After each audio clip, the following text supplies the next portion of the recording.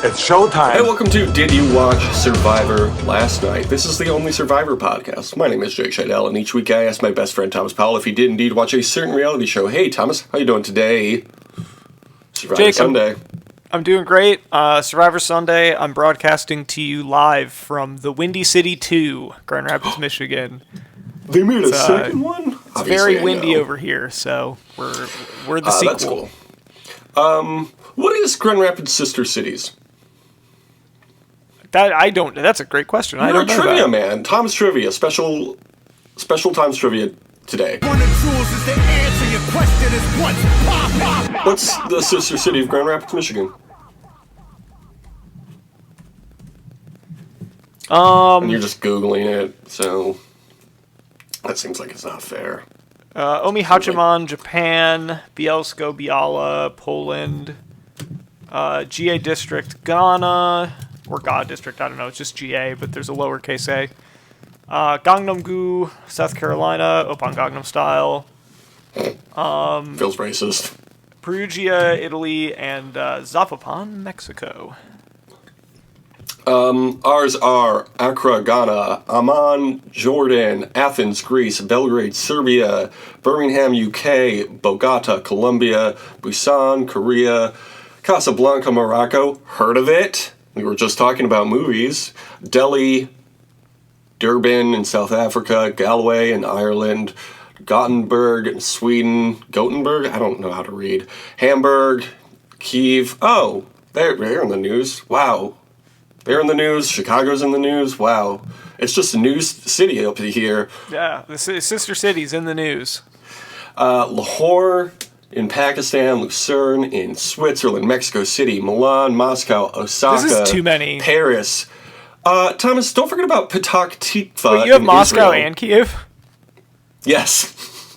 We're really... Mr. Wynn Both is pulled to sides. both sides. That's why he ran off to Grand Rapids this week. He was like, I Sit the can't fence choose. on this one.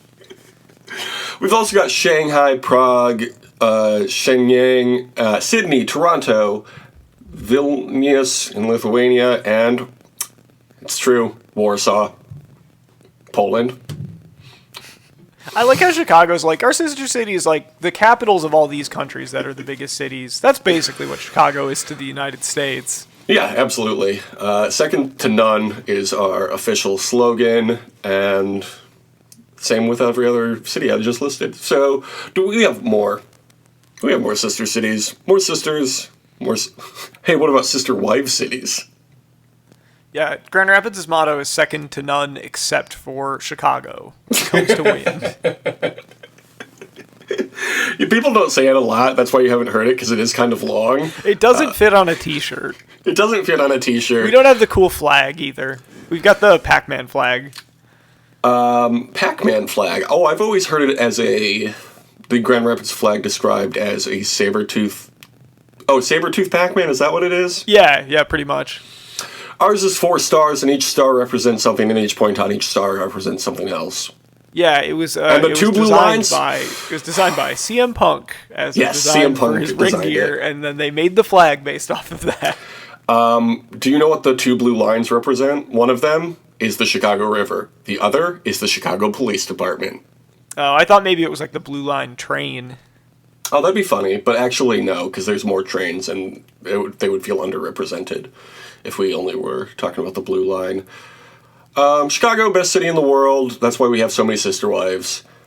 Unfortunately, no sister wives in Palau. But Thomas, since we're talking about Palau...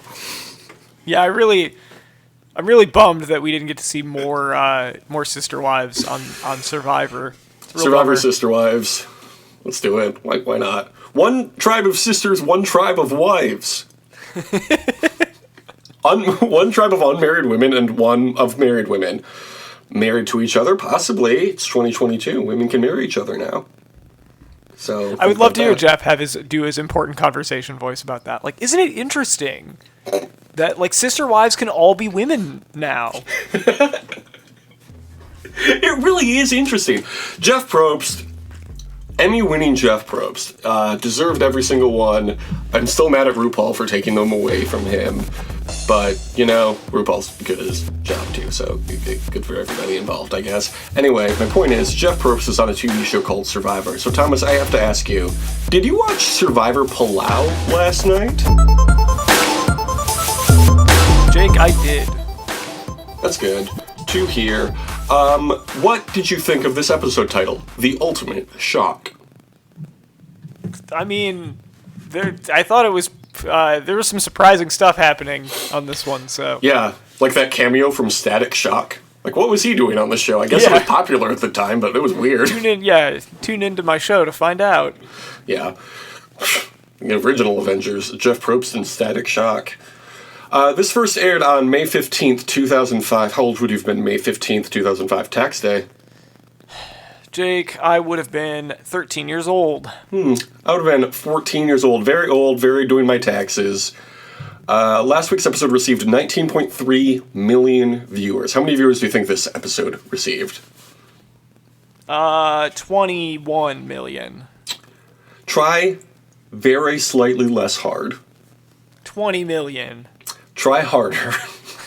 20.8 million. It's 20.8 million viewers. Yeah. Now, you know how the viewership always decreases when they do the reunion? It, drops off pretty precipitously.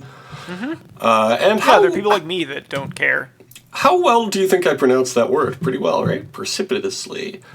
How many viewers do you think this reunion got? It got 20.8 was the finale. I'm going to say 12 million. 21.7. What? More people tuned in? Yeah. People were like, we really want to see Stephanie Fuck the last back. episode. I just want to see the reunion. Yeah, exactly. So we start off at camp on day 37. Katie says Karen did her a big favor by putting everyone out in the open. Ian actually feels good that he's not the biggest target anymore. This seemed like such, trying to convince himself. Yeah. I think there's a lot of that these last couple things. Just Ian losing control of his game and then just kind of lying to himself to feel better about it. Yeah, Ian did not look great these last couple episodes of the season. It was really... Other than physical challenge performance, not a lot going well for him. No. At one point, he and Tom are sitting in camp and hear the women yell for help in the forest. But actually, they just got the breakfast feast at Tree Mail. So that was fun. That was fun. It was fun. I bet production told them to do that. Why? Because they're like, it would be a fun thing to open the episode to have you guys run over. You would even only have to tell the girls, hey, we dropped this thing for you over here. Just, call for help when you get it. It'll make for good TV. You don't think they were genuinely excited that breakfast I think they was were, after? but I think that the premise of going, hey, we're going to go, frantically call for help so that we can surprise them with this breakfast. I don't think they were literally calling the word help. Yeah, I think they weren't. They literally said help. I'm pretty sure they did. All right, whatever. I think they were just there's a lot of stuff here. We need help carrying it. Personally, I think it's dangerous. They were yelling fire in a crowded theater, basically. Mm-hmm. I think they should have been arrested. And then Tom was like, this is what I'm here for. Yeah, Tom overturned the cart and sprayed it with a fire extinguisher. Yeah. Every man's a fool for going to sleep with a firefighter every night but one, or whatever that, the phrase I'm referencing? No, I absolutely do not. The fool goes to sleep with a sword every night with but one. Fool, I'm Googling it, and it's going to get me the right. Fool goes to... Do we have a segment called Jay Googles something or something like that? Fool goes to sleep with a sword... I'm trying to type with one hand for some reason. My other hand is just in my pocket. One time, when I worked at a pizza place, I was ringing somebody up, and I had... You're too turned on. You were so turned on by the saying you were looking up. You're like, just real quick. Gross. I was ringing them up on, like, the POS, and my other hand was just in my pocket because I wasn't using it, you know? 'Cause- And my...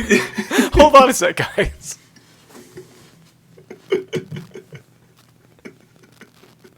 Oh, gross. And so, my manager came by and was like, please take your hand out of your pocket.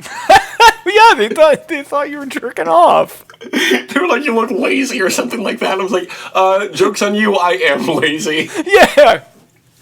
I don't look like anything. I'm being lazy.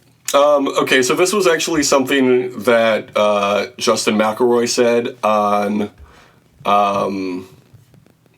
Mabim Bam, My Brother, and Me. The man who sleeps with a machete is a fool every night but one. I thought it was a real phrase.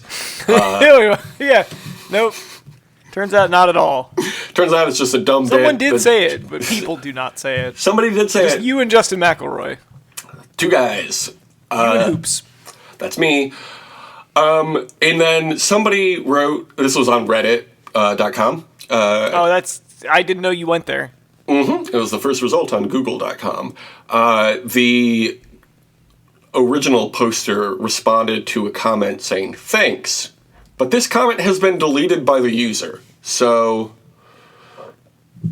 I don't know. I guess we'll never know. There's also a lot of Bible verses coming up, so I don't know what that's about.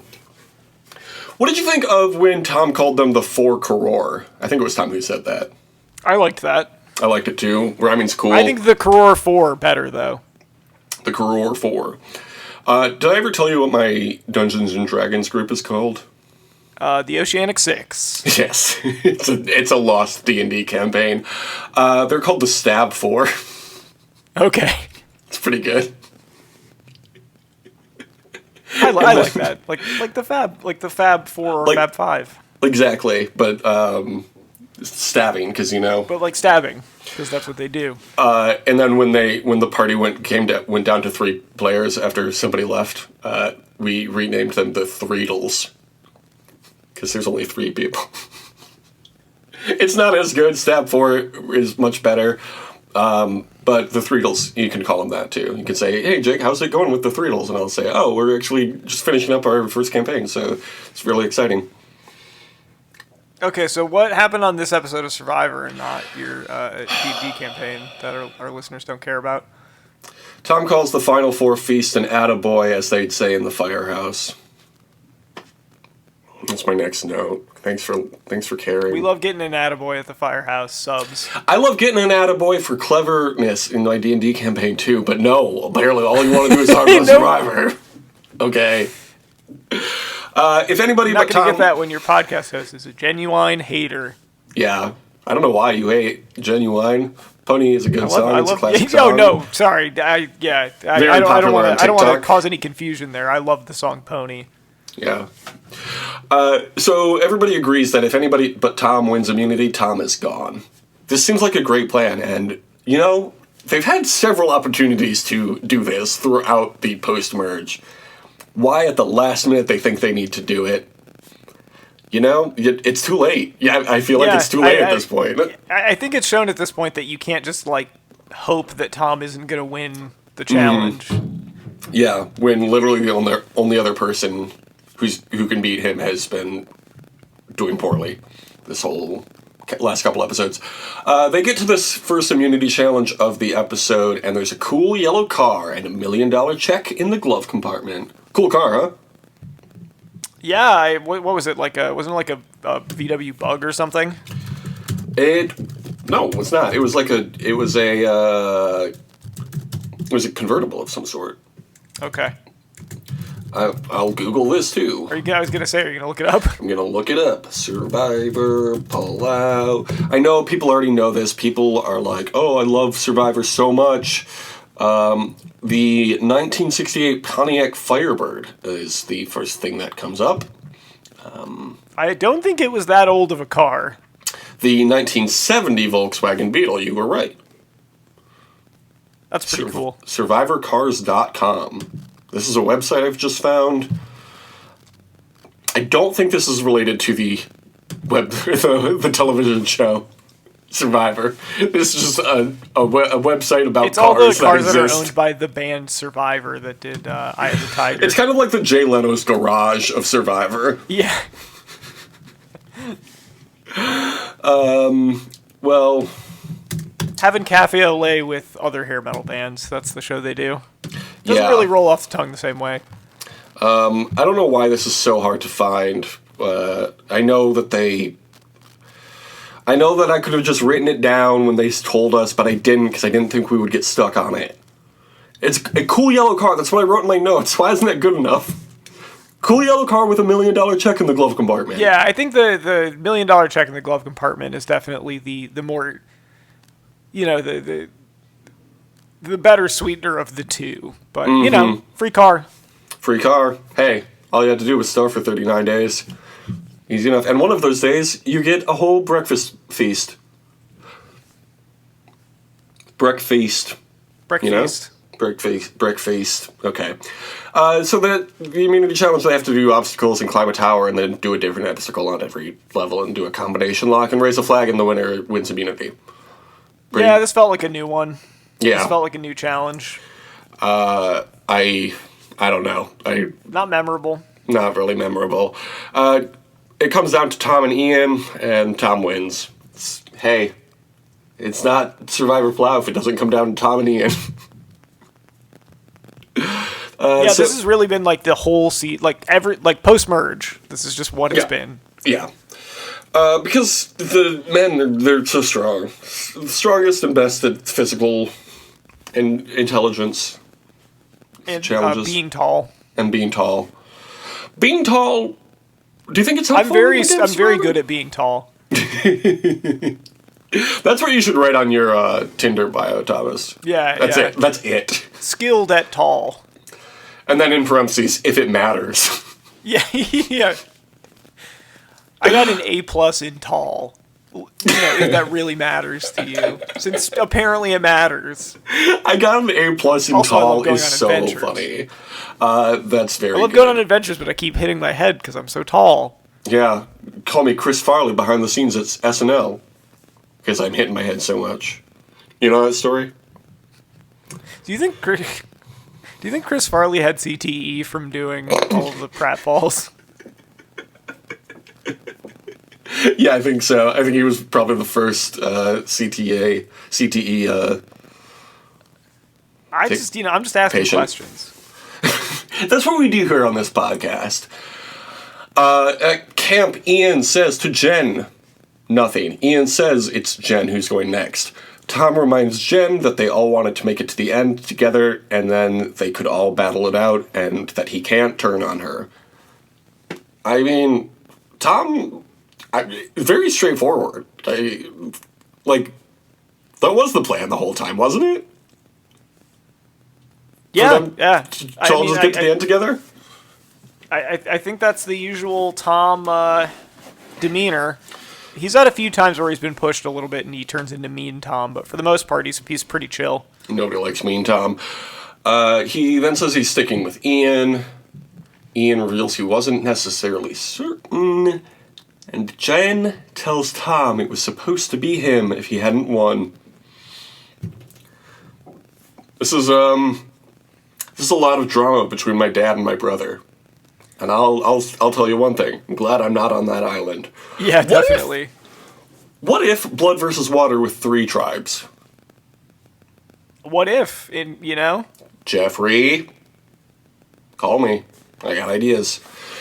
Tom confronts Ian, and Ian looks like a fool. He's had a couple straight episodes of just like flop sweat, like backpedaling that just does not look great. He did literally say in this episode, "But Tom," that was funny. He's what, like 19 in this? He's in his early 20s, I think. He's pretty young. Yeah. He definitely acts like he's pretty immature. But, He is a child. I feel like his game almost feels like, what's his name from, Brains, Beauty, Brawn, and he was on another, Ty. He kind of feels like Ty, where, like, he's good enough physically and, like, people like him so he can get towards the end, but then he just, for whatever reason, makes weird, inexplicable social plays and melts down. Yeah, I that makes a lot of sense, actually. I never considered that, but I can see that. There's a very late start to Tribal Council. Jeff reveals that Tribal Council always happens at sundown. Did you know that? I did know that. You did know that? I mean, it's pretty apparent from, like, the way that it's shot. Wow, look at Thomas with his observational skills. I just assumed it was at night. Tom tells Jeff he figured Ian was voting Jen out, but now he questions Ian's game. And Ian explains his gentleman's agreement deal with Tom to take each other to Final Three. And then Tom says, it's not Jen's word I'm taking, it's yours. That was a really good line from Tom. Again, Tom, a lot of good one-liners. Yeah, he's a very memorable player. Yeah. Watching this season back makes me really bummed out we didn't get more of him in Heroes versus Villains. Yeah, because I feel like he can kind of do both. Hero or villain? Yeah, I think he can be kind of villainous. The duality of Tom. Do you relate to that phrase? The duality of Tom? Thomas? Yeah, I mean, I live that every day. Tell me about your duality. Heard out here for us, Toms. Tell me, what's the duality of Tom Powell? Sometimes I'm being lazy, and other times I'm also being lazy. Oh, God. Tell me about it. It's just like there's so much to do, you know? And what if I don't want to? What if I don't want to do anything? What if I just want to fucking vibe, you know? Yeah, I'm just trying to chill. What's so hard about that? That's what I would say if I was on the island on Survivor. That's what Katie should have said when she wasn't doing any work. Yeah, just like I'm vibing. I'm vibing. Are you giving anything up for Lent? No. Okay. Well, I'm actually giving up grinding. Okay. You're just gonna chill for Lent. I'm just gonna vibe for Lent. I do that. I don't need to give that up for Lent. I give that up every day of my life. Yes. Okay. That's a funny bit we just went on, and I lost my place. Katie then asks Ian if he has lied to her in the last 24 hours. What? He takes a little while to answer this. Yeah. This is just weird. Their whole relationship the last couple episodes has just been weird. Yeah, this is like a lot of ultimatums between people. I'm not a big fan of that. Very toxic. And I wouldn't know something about toxic relationships because my girlfriend's downstairs neighbors yell at each other all the time. Yes, and I'm also Britney Spears. Don't tell anybody. Congrats to me. Where was my attaboy, Thomas, for when I got out of my conservatorship with my dad? Yeah, sorry about that. It's, just I got it at the firehouse. I thought you could only get that if you're a firefighter. No, anybody can do it. That's the thing about attaboys. Attaboy. Thank you. God, wait fucking months for that. The vote is 2 for Jen, 2 for Ian. So they re-vote. 1 for Jen, 1 for Ian. So they have to make fire. Love that. I say this every time, but making fire at 4 makes sense if it's a 2-2 vote. Doesn't make sense if there's no vote at all. It's just, the fire making challenge is like so overcomplicating things, you know? Yeah, it really is. And everybody's like, oh, but it helps like the best player in the season make it to the end. If they were the best player in the season, they wouldn't have to do the fire making challenge. Yeah, I would totally disagree. I think it often bails people out who aren't that good. Mm-hmm. Because you just have to be good at making fire. Some people aren't good at it. Doesn't mean they're not a good player.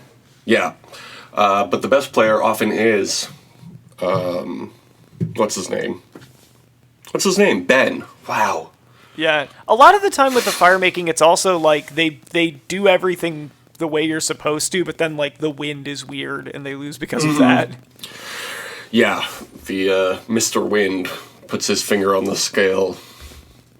Yeah, I know there's a couple corruption investigations going on with Mr. Wynn's office right now. Yeah, why do you think he ran off to Grand Rapids? Because of all the game fixing he did on Survivor.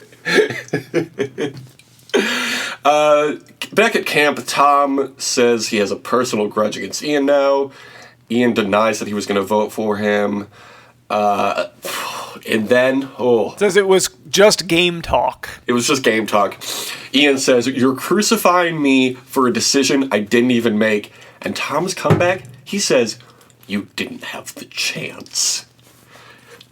Who's writing Tom's lines? Yeah, was Tom so is just good. very, like, he's very matter of fact, which helps in situations like this. He's like, it was just like this whole episode. It was just like Tom is like, "Try to stop me. I am winning this thing." It was great. Katie asks Ian why he can't just admit to making, quote, double deals. I've never heard that phrase before.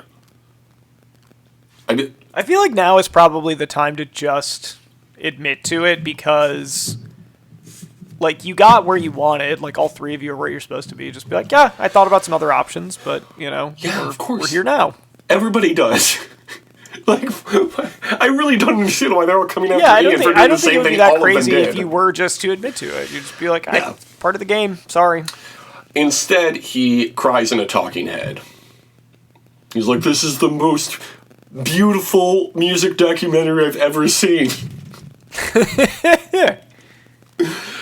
And then they do the rites of passage. Did you watch the rites of passage? Yeah, I did.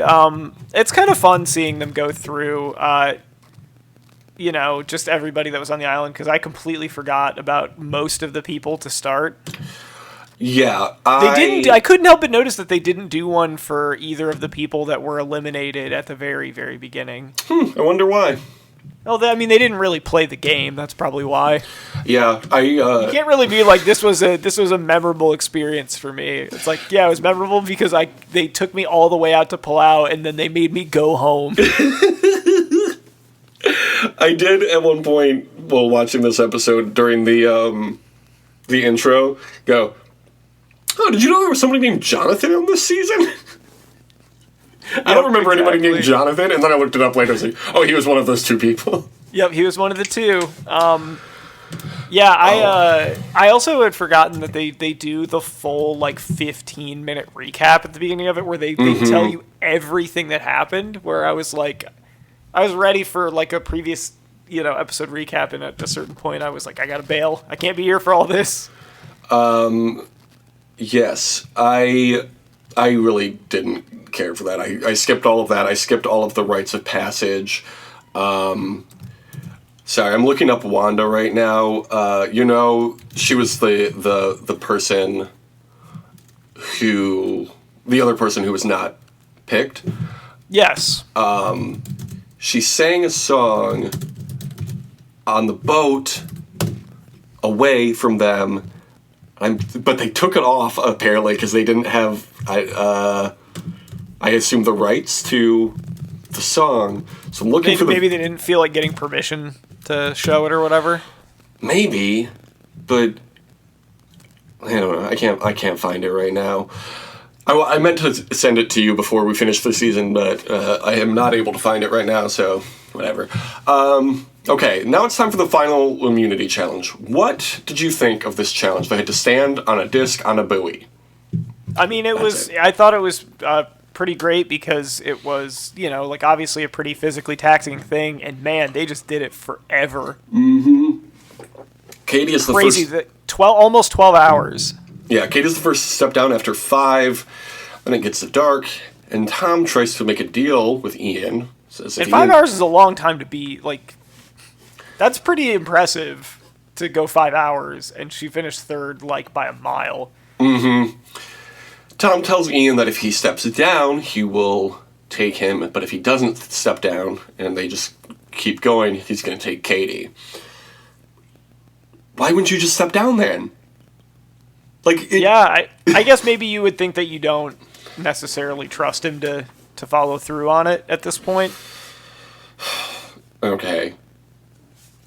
Yeah, maybe, but also it just makes more sense for them to...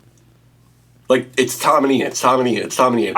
Ian should recognize that. The way Tom phrased it was basically like, just, you've already got the car, you can get 100,000, I'm probably going to win. But, yeah, I guess maybe he either wanted the whole million, or, as it turns out, he made one of the weirdest decisions I've ever seen anyone make in Survivor. Yes. After nearly 12 hours, Ian offers to step down if Tom agrees to take Katie, because he still wants to be friends with them after this.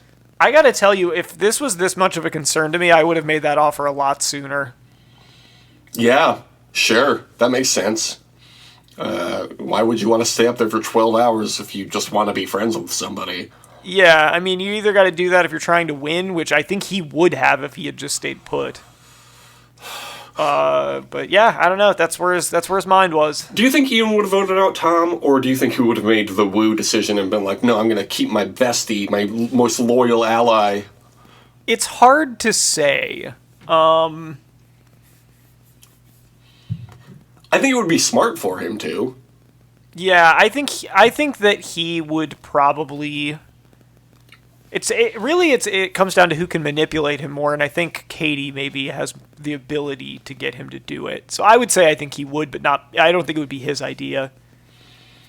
Yeah, I think you're right. Tom then verbally votes out Ian because the tribal council couldn't take place because the challenge took so long. So he verbally votes him out. He's the first of 3 contestants to be voted out verbally. Thomas, do you know who the other 2 are? I do not. I have no idea. Well, we watched one happen live. I guess it wasn't verbally. It was just like a agreed upon, in the moment kind of thing. I'm not going to get this. Oh, come on, Thomas. It was Game Changers. Do you remember that? Remember the big... Was it Suri? It was not. No, it was not Suri. Suri got eliminated without casting a vote, or like without getting a vote cast for her in that one. This one, this person also didn't get any votes cast. It's the most recent thing to happen, and it was. I don't have a good memory of this season. It was Varner. Remember? Oh God, yeah. Everyone was basically just like, yeah, he's gone. You gotta go, actually, but. Yeah, I try not to think about that too much. That's smart. That was not a great moment in the show's history. No. One of the lower ones, I would say. Yeah, probably like bottom 5. The other one was in the mid-20s. It was pretty rough going for a contestant, and they were like, maybe we should just do tribal council right here, right now. And the whole tribe was like, yeah, seems like a good idea. He needs to leave now. So that's fun. I mean, it was actually not fun. It was very sad. But only 3 times that has happened. So, Ian, good going. Know how old he is now? How old is he now? 40. He's 40? He's 40 years old now. How old is Tom then? 100. Tom's got to be pushing 60. Yeah, I don't know. Tom Westman. What about Tom Eastman? Tom Eastman, you ever think about that? And Ian Violet Burger. Ian Violet Hot Dog. Uh-huh. His name's Ian Rosenberger or something like that. So that's funny. He is 58. Good call. Yeah. Wow. Crazy. Yeah. He probably looks pretty similar to how he looked then, though, because he was already pretty gray. He is supposedly gained a significant amount of weight. Oh, okay. And that's supposedly why they didn't want him on Survivor 40. Well, all right then. I guess it feels like a weird thing to be hung up on, but whatever. Yeah. They want him to still look the same, I guess. I guess. So on day 39, Tom and Katie celebrate making it to the end. They make a deal that whoever wins the game gets the flag. I liked that. That was nice. Yeah, I like that too. Then they burn everything in camp and row their way to final tribal council. But before that, Thomas, you know what it's time for? Probably time for wildlife shots. There was a crab. There was rats, and I think just only 3 wildlife shots this episode. The Pacific Swift. What do you know about the Pacific Swift, Thomas? I don't know anything. That's right. I'm here to educate you. I'm a smart man who knows things. This is a black bird with plumage that is white on its neck. They're about 7 inches long with a wingspan of 17 to 21 inches. Be found throughout Australia, the Pacific Islands, and East Asia. They'll take shelter in caves and crevices on rock faces. They feed on insects, which they catch while flying through the air. Isn't that fun? That is very fun. It flies at nearly 1,000 feet in the air. There are no real predators for this bird. When it comes to their level of extinction, Thomas, how close do we expect these birds to be? I'm going to say that they are not endangered. You are correct. These are classified as least concern. I love to hear that. Thomas, let me just say, I am very proud of you for not making a dick joke when I said these birds are approximately 7 inches long. That's progress. You're really maturing here on this show, and I really appreciate that. There is a whole thing. I did a tweet about this, but the NFL Combine just finished. And there's a whole thing. There's a whole bunch of stuff in the Combine with, like, measurements that no one gives a shit about except for, like, 2 days where people are like, oh, that QB's hand size is too small. Like, how's he going to grip the ball? But there's a whole thing where Kenny Pickett, who might be the first quarterback taken, has 8.5-inch hands, diameter. And that's small for which it doesn't seem to have affected him in any meaningful way, which is what, like, every study about it actually says. It's like, oh, it doesn't matter. But it was a whole thing, people being like, oh, he's got baby hands. And I was imagining seeing, like, Kenny Pickett 8.5 and being, like, not reading anything else and just being like, damn, Kenny Pickett's got a huge dick. That's crazy. He's probably going to go even higher now. Just good imaging for the brand, whatever team he goes with. Maybe the Chicago Bears give Lori Lightfoot a run for her money. Well, they just drafted a quarterback, so they're probably not going to draft another one. Right. And the quarterback they drafted, I don't think had baby hands, so... No, I don't care about the hand size of our quarterback. I want to know how big the dick is. Because Lori Lightfoot right now is the biggest dick in Chicago, and we're trying to knock her down a peg, you know? Maybe Justin Fields begs to differ. Who knows? I don't know who that is, but okay. He's the Bears quarterback. Right, sure, okay. Look, okay, so this is Final Tribal Council now. Tom says, I'm not going to act like I deserve this any more than any of the rest of you. I did my work, and I never had a bad word to say about any of you. I'd vote for him right there. It's a great opening remark. Did he have I think he did have a bad word to say about some people. Who? I don't think he's, like, a very negative person, but I think he definitely said something negative about someone at some point. No, impossible. I've never seen it. Who did he say bad Tom things about? does sound very reassuring. I think the thing with him is, like, if you don't pay super close attention to what he's saying, he comes off very, like, even keel. So you're like, oh yeah, this guy knows what he's talking about. But I think maybe if you're on the other side of it, because people seem to be really mad at him, maybe that's frustrating when he goes back on his word and stuff like that. Tom's never done a bad thing in his life. He's a good guy. He's on the hero. I like Tom. Yeah, like I like the guy. Do you? But because you're not bending over backwards for him. As a player, I thought he was a compelling character on television. Don't hate the player, hate the game. That's what Jeff Probst I think he did said. make a good point of stressing, like, look, there's going to be... It is funny when he was like... I guess the principle of the thing was more just getting Ian to admit it, but he did kind of say what Ian said, which was like, we all have to lie a little bit for the game. Like, that's... Everybody did. Like, everyone is guilty of that to a certain extent. Tom, who's I like that. Yeah, I liked him saying that there are, like, you draw your own lines and you choose whether or not to cross them. And, how you view other people depends on the parameters you set for yourself, basically. Yes. Meanwhile, Katie says this is a game of self-preservation, and she did a really good job of that. So then Kobe comes up. and says he has issues with how they each played the game, and then tells Katie why she was so shitty at the game. Tells her he won't vote for her, but against Tom. I love this. This is what we're missing out on. Yeah. It's just the climax of everybody's story. Like, it's why reunion shows happen, you know? Like, I'm fine having, this was definitely kind of a bitter jury in the same way that the Marquesas one was. Wait, am I thinking of the right one? Which one was the one? No, the Gabon one is the one I was thinking of. The Gabon jersey was all, jury was also. Jersey. I'm all over the place. World Cup's coming up. The jury there were all really angry, but they were also like bitter, miserable fucks. And so it was it was more palatable this time because like I like Kobe in a way that Kobe. I don't. Yeah, I like him in the same way that I don't like Randy or whoever the racist lady was. I don't remember who you're talking about. Maybe she wasn't racist. She just said shitty stuff about Sugar's dad, or about her dead dad. Oh, Corinne?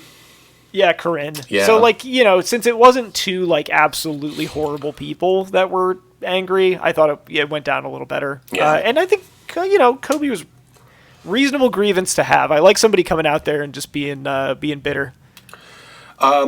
Next up was Greg. He asked a question to Tom, but I completely zoned out at one point and thought, who's talking right now? So that's kind of Greg's whole character in a nutshell. Yeah, there's not too much going on there. I can't tell you what he asked him. All I remember is that he called Katie pathetic. He did call Katie pathetic. I did not realize that people hated Katie this much. The thing is, I feel like most of the time you saw her interacting, it was with Ian and Tom, and those were like the two people that didn't hate her. Yeah, I guess, was it Karen or Janu who called her SNL because she was so funny? Oh, that was Janu. Yeah. I know for a fact that Karen and Janu both hated her. Yeah. Jen, it seemed like she got along okay with Jen. Yeah, otherwise, I don't know. Steph asks Tom what he did to protect her, which was a weird question. I feel like he did. Well, I mean, he did say, like, when he took her side, he's like, "We're gonna get you through. Like, I know, you don't have any allies out here, but you're like a strong player, so I want you to." So I think he probably overpromised on what he actually delivered. Impossible. No, Tom would never. He's a good guy. He would not do that to somebody. Sorry. He's the greatest hero Survivor's ever seen, except for Boston Rob, who was originally a villain until he married his wife, and then he became a hero, and we all love him.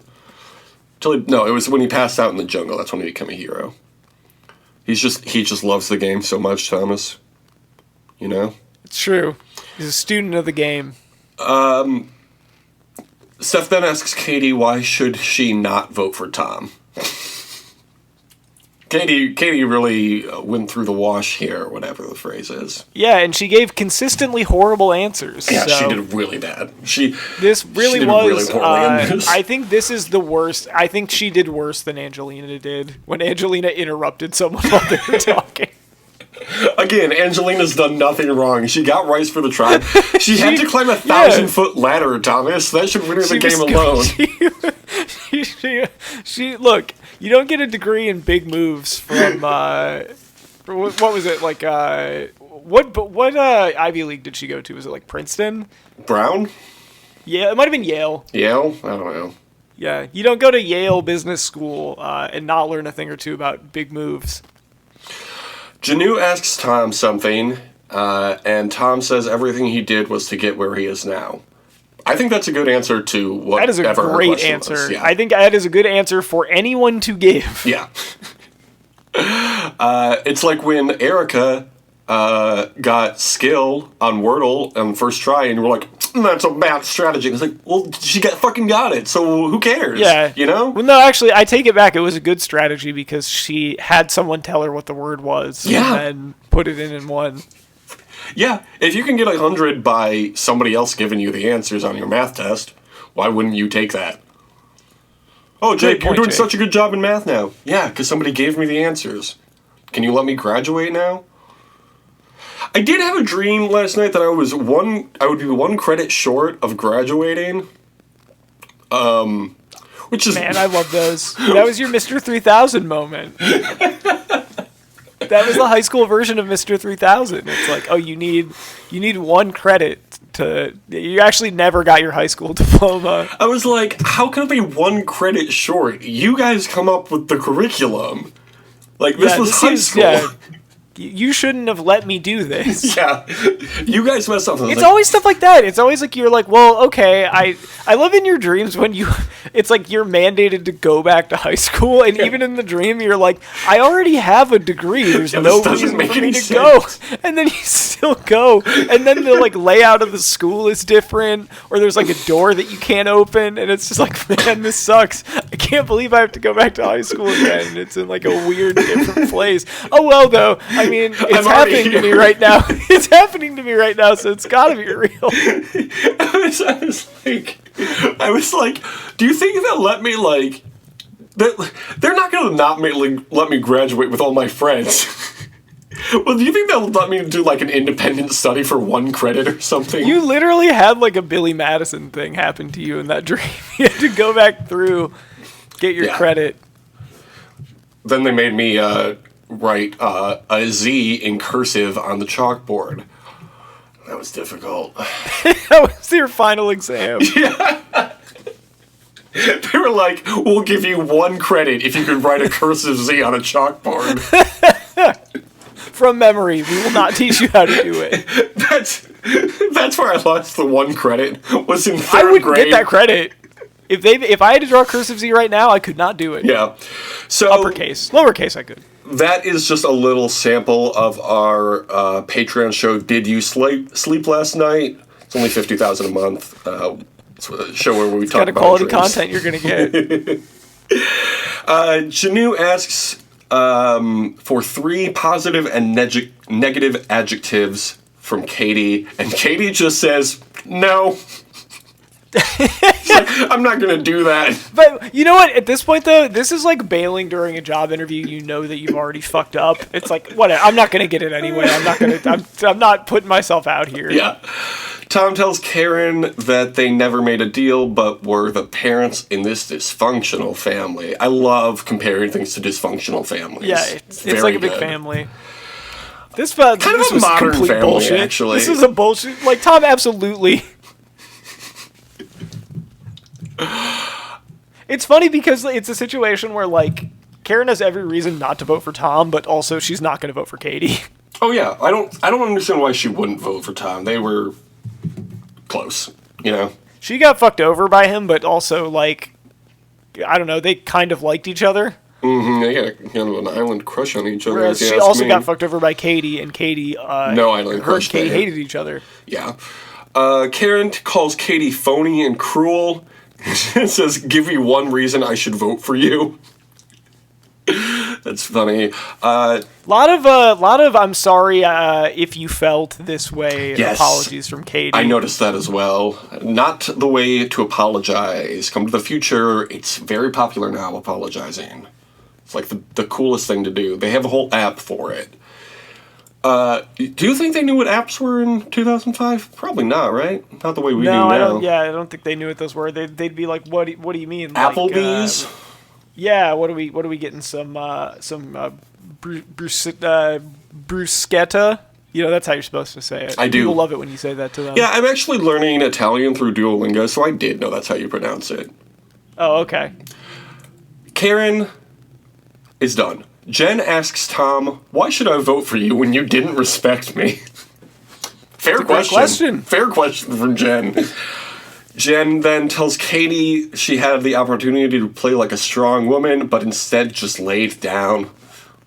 Jen, very good. Very good. I actually liked Katie's answer to this, which is just like, I know I'm a strong woman, so I wasn't trying to play to prove that I am when I was playing to win. It's like, that's a good response. So that's a girl boss response, if you ask me.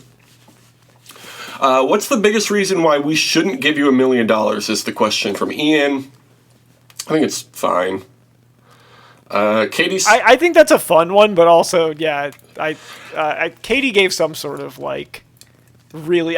just like horrible answer. One of the... Yeah, just terrible answer. I like this question, but I wish it had come from, like, Janu or somebody. Like, I feel like Ian should have had a better question. It was kind of anticlimactic. Yeah, these two were in your alliance. I feel like you could have... This is a little impersonal for that. Yeah. Katie says something about how her sense of humor is off-putting. Bad answer. Again, this is the kind of... Yeah, this is not an apology. Like, it's the kind of thing where it's like, I'm sorry you're so sensitive. I'm sorry if you felt this way. Like, nothing sincere it's her. From her. Look, she's a comedian. She's SNL. It's her job to make people uncomfortable. Yeah, she's. It's the job of the court jester is the only one who can, make fun of the king. Yes. Tom says he's already had his payday with this whole experience. Perfect answer. Love it. Just good job from Tom all around. Tom preaches loyalty in his closing argument. And Katie's closing argument, she says, I'm sorry if I hurt anyone. Give me a chance. You may not respect my sense of humor, but it got me here. Yeah, terrible. What does that mean? Those are just absolutely words. Absolutely horrible way to... Yeah, one of the worst pitches I've seen from anyone. Yeah. Jeff then takes the votes and walks back to New York City. Don't know how he got there. Yeah. Don't know how he got there. I was really hoping you would get on a jet ski or into like a helicopter or something. I mean, it was the first 5 years of the show. You would think they would still be doing these things, but apparently not. So he returns to New York City. Katie got 1 vote, and Tom got the rest. What a surprise. So, that is Survivor Palau. We're done now. What do you think we can take from Survivor 10 and bring back into the modern show? Like, what would you like to see in challenges more? A lot of the challenges, I think just simpler, one, guns. Yep. 2, simpler, more location-specific immunity challenges. Yes. I love that idea. Also, maybe Jeff's really mean for a season again. Yeah. No, but... Maybe we get mean Mom Jeff again. I would love to see that. It's very fun. Instead, it looks like we are going to get happy, excited Jeff again with the long hair for the upcoming Survivor Season 42. Thomas, are you ready to discuss Survivor Season 42? Let's do it. All right. So, first up, we've got the Ika tribe. Do you have the cast list up in front of you so you remember who all these people are? Let me pull that up real quick. Let me just peek behind the curtain for you listeners. I texted Thomas last night. Hey, don't forget to watch all the bio videos before we call each other to record. And he said, no problem. Then I called him this afternoon, when we said we were going to record. And he said, oh, I forgot to watch those videos.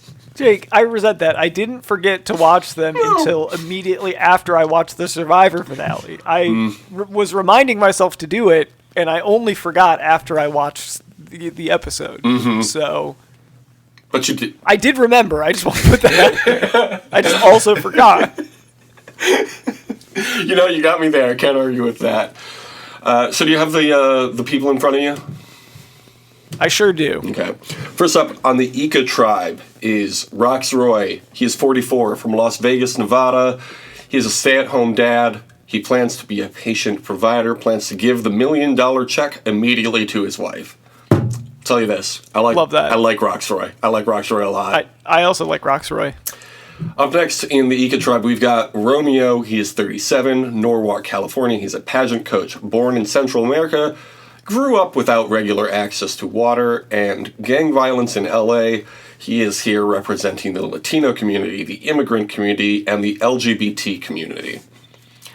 I think Romeo's fine. I'm interested to see what he is like. I can say that about anyone here because I feel like you don't actually get a very good handle on him from these videos. But I'm interested to see what his deal is. Here is my hot take. You know how there's all these letters in the LGBT community now? LGBTQIA plus, I think, is the full version now. Why not call it the LGBTQ community? Well, I guess it kind of makes it sound like it's QAnon associated. So never mind, I take it don't back. know. Maybe back to the drawing board on this one. Never mind. It was more fun in concept. You answered your own question there. I just needed to hear it out loud. Okay, up next is Swati. She is 19 from Palo Alto, California, where they make apps. She's an Ivy League student, grew up very academic, and joined the Army. She says her gameplay is undefined. I think that's very smart to not go in with too strict of a strategy, because, you gotta be flexible. Gotta be flexible. But I did see in one video, she said she's not going to say she's 19, she's going to say she's 20. So people don't know she's actually a teenager. That feels stupid. Like, if you're going to lie about your age, say you're like 22 or 23, like 19 to 20, somebody who's 35 isn't going to care one way or the other. They're going to see you as a young person either way. I think that's true, but also I do feel like there is a bit of a difference between 19 and 20, and 20 is pretty believable in that case, so, whatever. Yes. You don't want to go too high and then, really blow it, be like, I'm 25, and then have people be like, no, you aren't. Oh, so you remember Rugrats? And you're like, I remember all grown up. Okay, up next is Tori. She is 24 years old. She is from Rogers, Arkansas. She's a therapist. She says Jesus is first, but Survivor and Jeff are second. And she's weird, Thomas. You know why she's weird? Why is she weird? Because she likes things like Harry Potter and was in marching band. Like weird people. Damn, okay. She's, random. She's the random. love her, so random, putting a bag of shrimp on her head picture lady. Up next, we've got Drea. She's 35 from Montreal. She is an athlete, a fitness trainer / fitness business owner, and her middle school was sponsored by Nike. What do you think of Drea?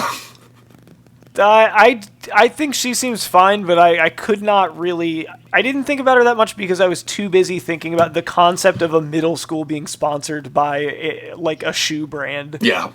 It's weird. It's incredibly weird. And we came from a very athletic community. Like, sports was very pushed in our town growing up.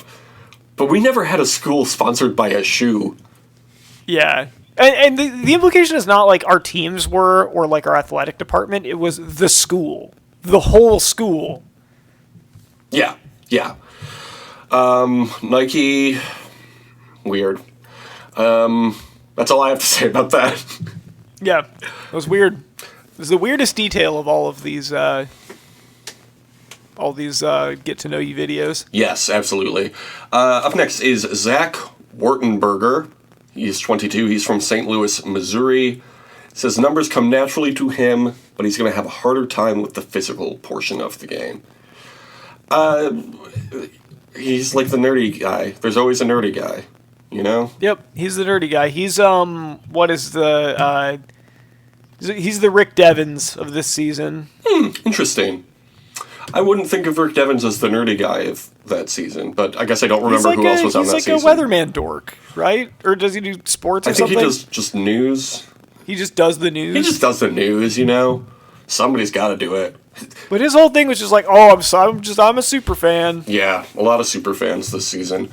Okay, so it's the Ika tribe. That's it. I don't feel like I like Roxroy. Everybody else seems kind of wait and see. I don't know. Yeah, I do feel like it is like wait and see approach with almost everybody. Yeah. Okay, up next is the Taku tribe. First up, we've got Lindsay. She's 31 from Asbury Park, New Jersey. Like a certain songwriter. Billy Joel. Yeah, that's right. She is a dietitian, very competitive. She played tackle football from 9 to 15. And how many other girls do you know who did that? How many girls do you know who did tackle football from the ages of 9 to 15? I don't know any. That's exactly, because she's tough. Just like Survivor's own Stephanie from Palau, which is the season we just watched. So we'll be keeping an eye on her. Do you think Taku will have the same fate as Oolong, and Lindsay will be the last remaining member? I hope not. Yeah. I don't wish that on anyone. Yeah. She says that she needs to chill out. That's her biggest weakness. Like in a job interview, that's what she would say.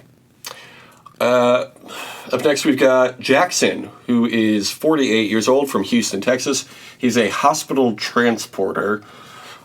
Transporting a whole hospital. Imagine how big that truck has to be.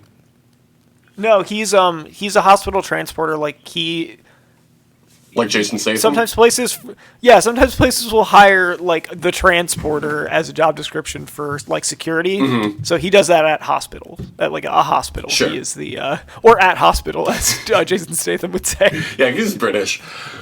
I was going to say, have there been any British people on Survivor? Yeah, Ace from Gabon. He was half British. The real British person. Jackson is charming, thinks he'll be good at Survivor because he had to rely on himself when he came out as trans, and wants to bring about a big blind side. That was worrying to me because anytime anybody's like, I want to be a part of a big blind side, they're the victim of a blind side. And I feel like I like Jackson, so I don't want to see that happen. Playing too hard. Yeah. Up next, we've got Marianne, who's 24 from Ajax, Ontario. She is a seminary student, expects to have a strong social skill, but worried about not being able to cut people. She says her first generation immigrant mom didn't understand why she wanted to come play Survivor. I was like, I can teach you how to find water and all that. Just come back to the village with me. I thought that was very funny. I thought it was very cute. I like Marianne. She seems cool. Up next is Maria. I don't know. The Survivor Twitter did not post her bio, but even though they posted everybody else's. But she is 47 from Noblesville, Indiana. She's a stay-at-home mom, and she says she's going to be the mama bear of the tribe. Okay. Yeah. I don't feel like that's a role that ever gets anyone to win, but sure. Yeah. It gets a lot of people third place, though.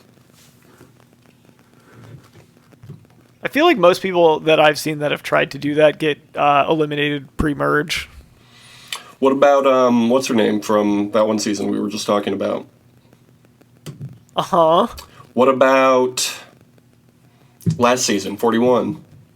Tiffany. Who is the mama bear? Tiffany. Oh, okay. Yeah, sure, whatever. She got pretty far. Yeah, she did. What was the season before that? Oh, When Is It War? That doesn't really count. What about Island of the Islands? I'm kind of the mama bear of all these people that have played like 3 times. Nora was Janet. Sorry, Janet was the mama bear of that season.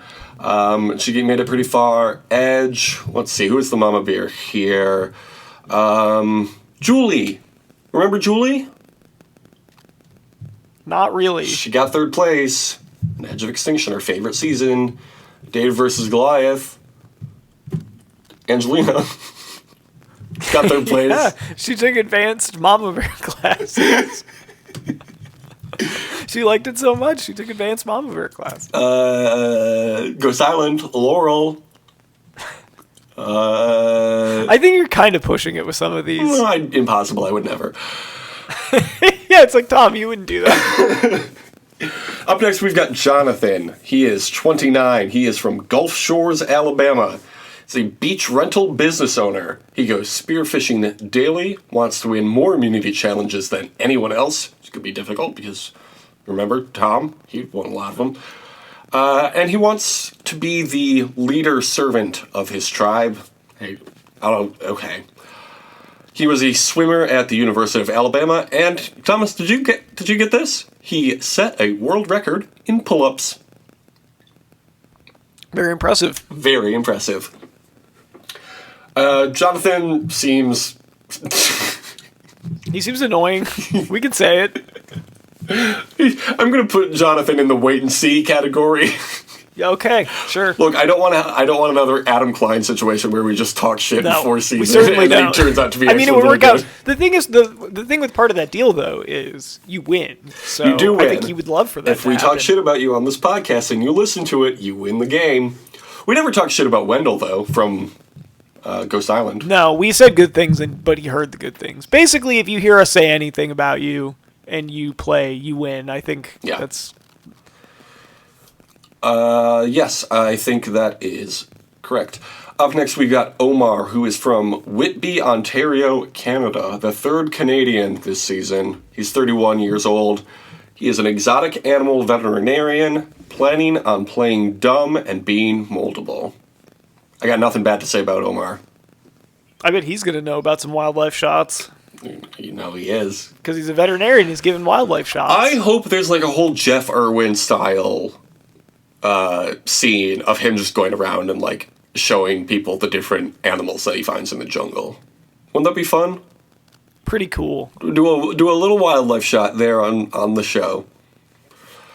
Okay, so that's the Taku tribe. Up next, we've got the Vati tribe. First is Hi, he is 29, from New Orleans, Louisiana, able to read the room better than a book. I thought that was pretty funny. As a person who doesn't know how to read books, I thought that was pretty funny. Yeah. The thought of reading them is funny to you because how could anyone do that? It's impossible. I've never learned. Nobody's ever explained it to me. But I do know all about vibes, so I can read a room just like Hi. He was a latchkey kid raised by TV. Remember that podcast? Yeah, absolutely. He loved Yule growing up, and I mean, who doesn't? We all love Yule. We all love Yule. That's why we don't talk about where he works. Up next is Chanel, 28, from New York City, a city so nicely named it twice. She's a recruiter. She has a negotiation mastery from Harvard. Get her to get some rice for the tribe. That's right. She's gonna bargain for some rice. She's gonna play the rice card. Oh, God. She wants to win Survivor because it would make her happy. I mean, honestly, good for you. Sure, why not? It would make me happy if I won Survivor, so I totally understand. But you don't even that. want to play Survivor. Would it really even make I don't, but I would love to win. If I could go in knowing I would win, I would totally go. Okay, well, you're not Boston Rob, so...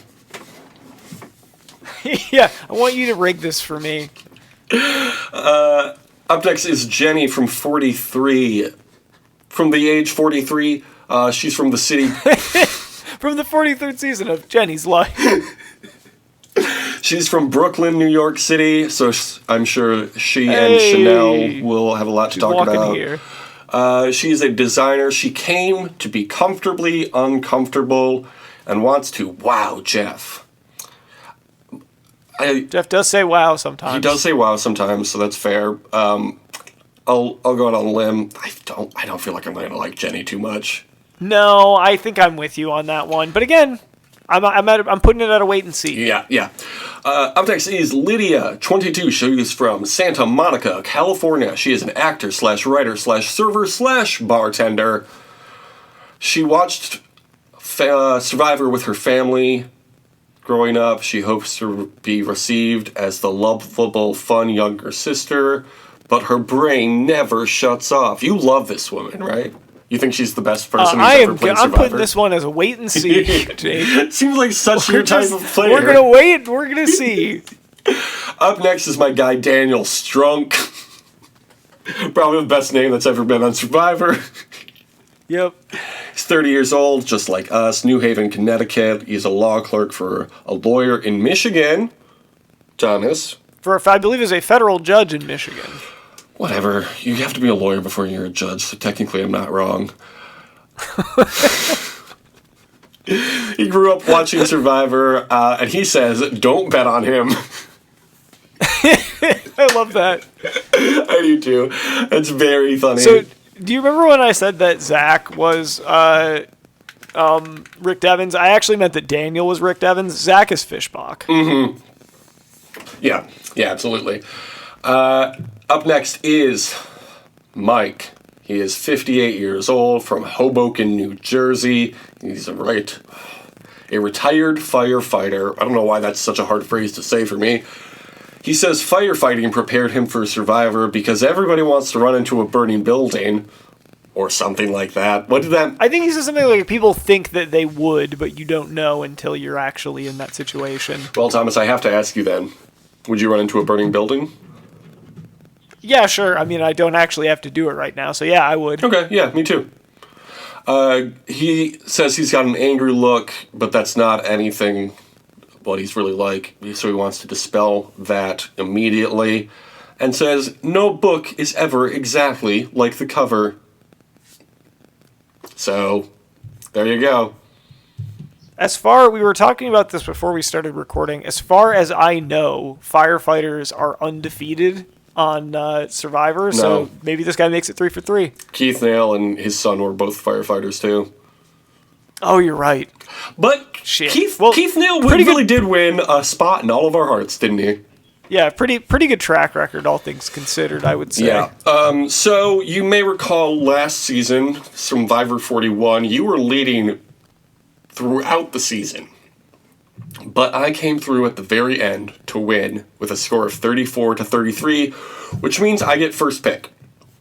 I blew a 3-1 lead. You really did. For the Ika tribe, I'm going to take Roxroy. Who are you going to pick? I was going to let you have Roxroy, Thank you. so that's, it doesn't really change anything for me. I've only been talking about Roxroy since we stopped talking about Palau.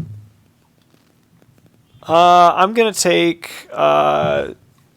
is it Swati? Swati, yes, the 19-year-old who's going to lie about her age. Like women do. Yeah, they're always... I'm not gonna finish that joke. If you want to hear more about that sort of thing, listen to... Well, I guess the song is about a woman not lying about her age, but then it turns out that she's not. Anyway, 17 by Winger. Go listen to that song. Oof. I think you'll like it. It's got the Tom stamp of approval. I endorse everything they say in that song. Okay. Okay, so for the Taku tribe, I'm going to take Omar. I think that's a good pick. I will take Marianne. She was my second choice.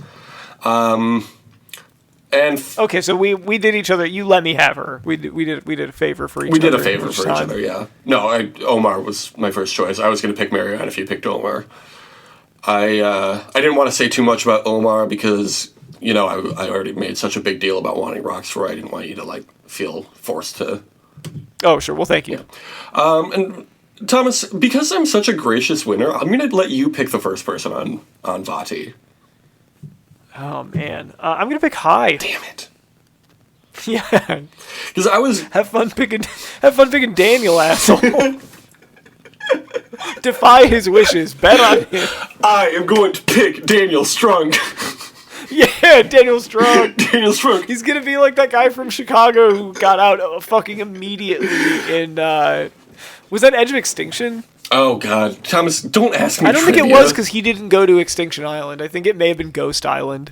Okay. The guy from Chicago. Ghost Island. Okay. Ghost Island. Ghost Island is a good season. I like Ghost Island. It is. I think it's got the best title. Ghost Island. Stephanie Johnson was from Chicago, but she made it 5 episodes in. Was it David versus Goliath? Maybe it was Island of the Islands.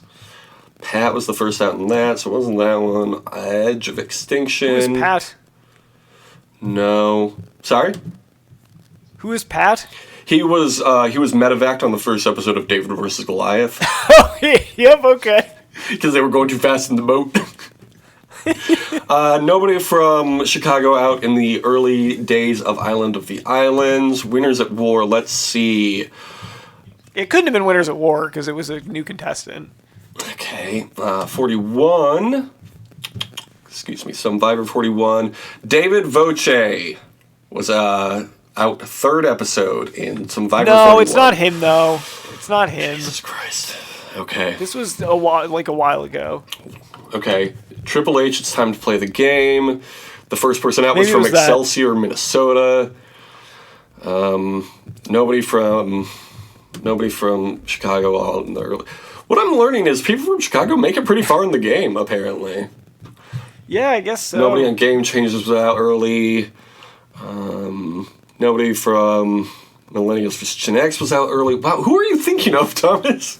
I don't know. I'm going to find this out. Okay, here it is. Oh, who was it? Survivor Co. Wrong. First episode, Darnell Hamilton is from Chicago, Illinois. He was the first one voted out. I don't think it was Darnell Hamilton. It was a white guy, I think. Okay. Cambodia. It's the first episode, or first season we watched this, doing this podcast. The first 3 people out were all from California. 2 of them from San Francisco. Oh, damn, okay. Bad showing for San Fran. Okay, going down to worlds apart now, which the first 5 people are from California or Florida, 4 of them being from California. San Juan del Survivor. Who am I thinking of? Oh my god. New Jersey, Massachusetts, Georgia, Florida, Washington. I don't know who you're thinking of. Maybe it was David versus Goliath. No, because it wasn't Pat Cusack. Jatia was from Chicago, but Did she I made it 4 imagine episodes someone? in. I might have imagined someone. I have no idea. Oh, he didn't go out first. It was Jacob Derwin from Ghost Island. He went out second. And where does it say he's And from? he's from Brooklyn, New York. He's not from Chicago. Okay, so that was a fun game we got to play. Anyway, that's who I was thinking of. We took a while to get there. I was like, are you thinking of Jacob? And I saw he was from Brooklyn, so I was like, couldn't be him. No, different guy. Okay, we picked our people for Vati. Yeah, you picked High, I picked Daniel Strunk. All boys for me this season. I usually don't do that. Of course I picked Daniel Strunk. He's great. He's the best one. Which tribe is going to win reward? Oh, God. What are the tribe names again? Ika, Taku, and Vati. I'll say that. Let me go back down and see who's on these tribes again. Mm-hmm. I'll say Taku. Taku wins immunity. No, reward. That's fine. I'll say Taku. Wait, did you say Taku or did you say Ika? I said Taku. Okay, I'll say Ika. Again, two names are too similar. What will the reward be? It's the first episode, Thomas. This one should be easy. I'm gonna say tools to build a shelter. No, idiot. It's Flint. No, Flint. I'm sorry, Flint. I'm sorry. I want to apologize to the listeners. Fuck. It's all right. We can edit it out. What? Yeah. Well, of course, Jake. It's Flint, and I won't say Tinder. Who is gonna win immunity? I think that Taku is also going to win immunity. That's fair. Just to switch things up, I'm gonna say Vati. You know, 'cause I think they're probably the weakest tribe, honestly. But they've got Mike, who's a big, strong man. So, and Daniel Strunk, you said don't bet on him. Okay, well, who's gonna get voted out? I'm going to say that it is...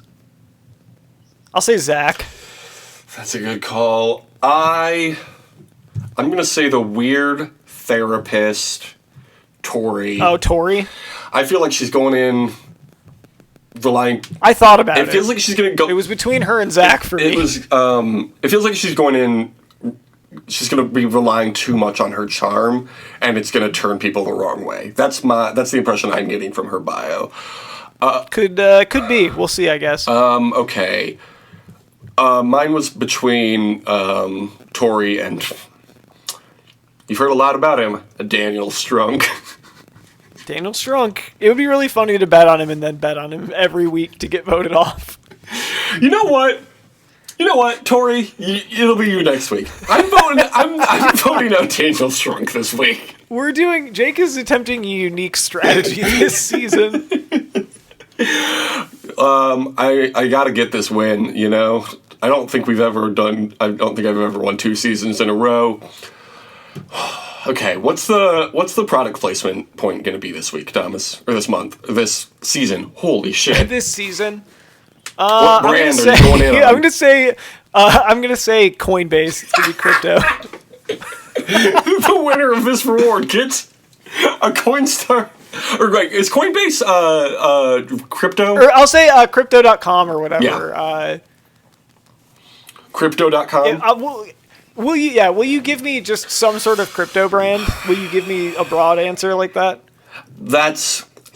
You know what? Because it is the product placement point, I will say okay. If you were to say, I think the reward is going to be cryptocurrency, I'd be like, you need to be more specific than that. It's like saying pork. Yeah, I think a brand. Yeah, it will be a specific brand. A specific brand of cryptocurrency, sure, why not?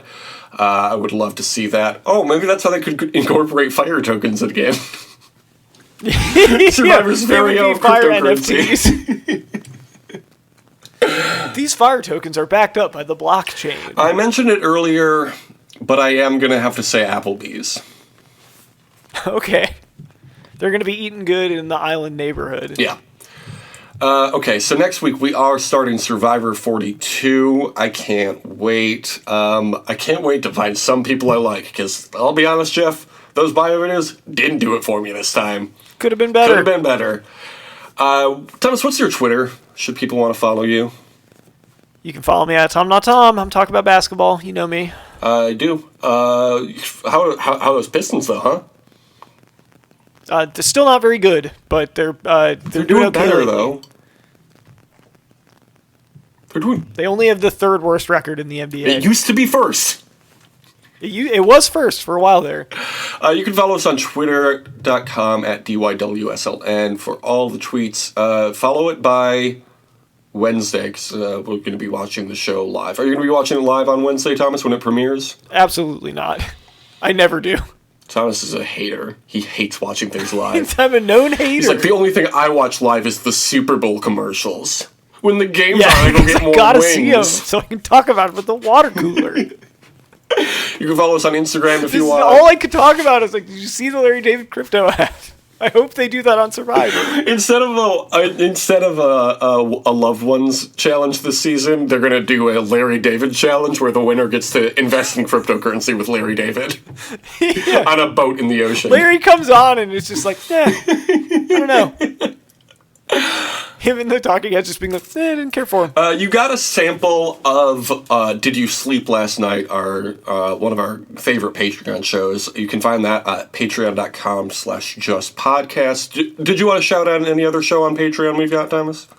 No, I think that's good for now.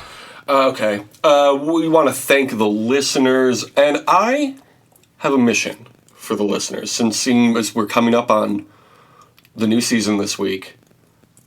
Spread the word about this podcast. We can get even more listeners and even more reviews on Apple reviews and Spotify reviews.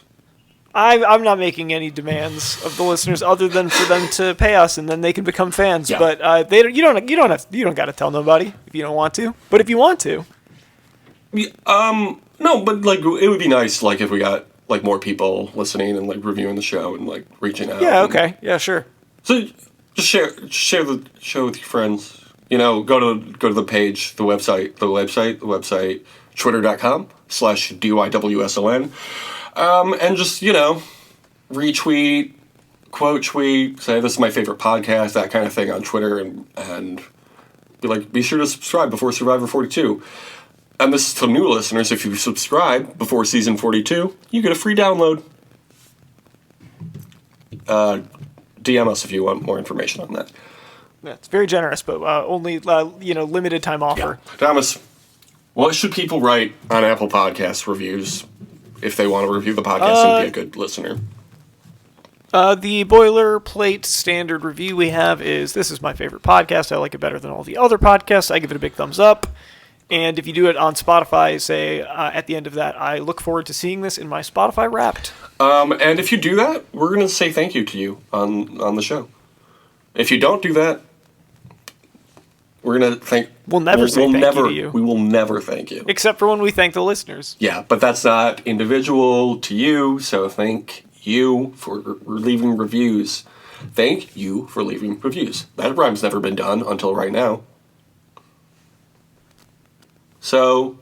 And they said we were out of rhymes. And they said we were out of rhymes, really but proved clearly them we're wrong. not. We'll make our own dictionary. Right. Rhyming dictionary, excuse me. Well, okay. I guess that's the end of the show now. We're going to do 42 next week, and I'm fucking pumped. Now that we're done with Palau, do you want to reveal what we used as the outro music, Thomas? As it was the 10th season? That is Tenderness by Parquet Courts. Do you guys get it? I didn't think that was a secret. Yeah, but when we changed the music at the beginning of the season, we were like, here's the intro, but we hadn't revealed the outro yet. So now we can officially announce. That was it. I mean, I think the outro was revealed that episode at the end during the outro. Yeah, we didn't give them credit, and now we are. Okay. I just don't want to be sued, you know? Like Park. I don't think that's what we would get sued for. What would we get sued for? I think we would get sued for using it at all. Yeah, but if we give them credit, then they're less likely to sue us. That's not how that works. You can't say for sure. So we're going to start doing new music next week. Do we want to announce what that is right now? Or did we already pick it? I don't remember. We did, and people have already heard the intro, but the outro, well, you referenced it last week, or maybe the week before, so this is the last time you're going to hear Tenderness. It's playing underneath me right now. Because at this point, I do have to say, have a great summer. Deuces. We've come to replace your clocks. Old stubborn hands, we are the answer to why they never had a chance. It was not so long ago that the world was mostly slow. The age of iron, steam and speed turned a stroll to a stampede. But we've come to increase time in between It's time takes. for wildlife shots. Jake, but before that, you know what it's time for? What's that? Me to go take a piss. I'll be right back. All right. These are your nerves. This is how they taste. Well, I can't count how many times I've been outdone by nihilism. Join the mods that splits an open heart into a schism. How sometimes you can you hold it for a while, but sometimes it's just all of a sudden it's like gotta pee, emergency. Yeah. I have a very small bladder, so I know exactly how you feel. Yep, it was just one of those things. I within hear 5 you. seconds. Hey, I was perfect timing. Time to go. Easy edit point. Are you feeling good? Are you feeling better now? Oh, it was an immense sense of relief from that. I drank a lot of coffee this morning, so. Love that. When my grandparents were younger and more animated, anytime you would go to the bathroom or burp very loudly, my grandpa would go, "Feel better now?" Yeah, that's great. That's a great grandparent. Very funny. Every single time. And now I can't think of anything else anytime either of those things happen. Mastermind of power like the cheap odor of plastic. Leaking fumes, we crave, consume the rush. It feels fantastic, like power turns to mold. Thomas, what should the listeners review on Apple Reviews if they want to review the show and they indulge you? Jake, the first review we're going to do is me having to pee again. Wow, so I will are be you right okay? back. I think I'm fine. Apparently I drank more coffee than I thought. Well, I've been holding it this whole time. Alright, I will be right back.